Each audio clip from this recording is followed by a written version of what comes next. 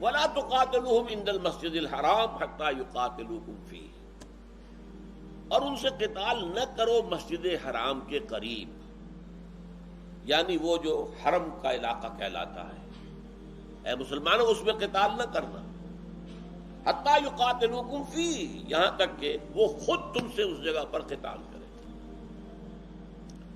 یہ ایک عجیب آیت ہے، اور اس کی حکمت کہاں تک نہیں ہے اس کو اچھی طرح سمجھیے۔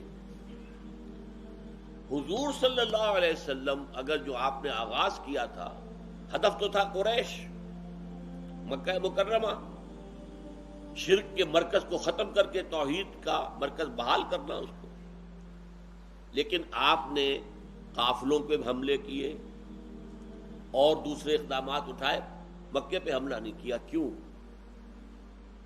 مکہ حرم ہے، مکے میں انہیں حرم کی جو پروٹیکشن ہے وہ حاصل ہے، یہاں خون ریزی نہیں کی جا سکتی، یہاں قتل نہیں کیا جا سکتا، تو جنگ کیسے ہوگی وہاں؟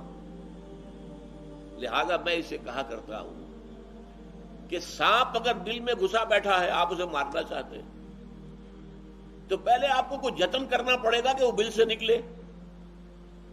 عام طور پر لوگ سمجھتے ہیں کہ بین بجانے سے نکل آتا ہے، جو بھی ہو کچھ کرنا پڑے گا کہ وہ نکلے بل سے تاکہ اسے مارے۔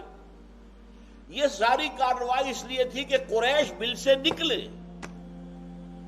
حدود حرم سے باہر آئیں، تاکہ ان کے قتل کا معاملہ جو ہے وہ حرم کی سرزمین میں نہ ہو۔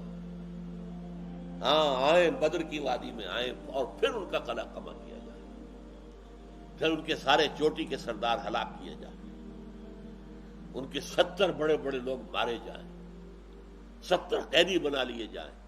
یہ سارا معاملہ جو ہے یہ حرم کی سرزمین میں نہیں ہو سکتا تھا، یہ باہر ہی ہو سکتا تھا۔ لہذا حضور نے یہ جو سارے ابتدائی اقدام کیے، ان سب کا مقصد یہ معلوم ہوتا ہے کہ قریش کو مکے سے نکلنے پر آمادہ کرنا۔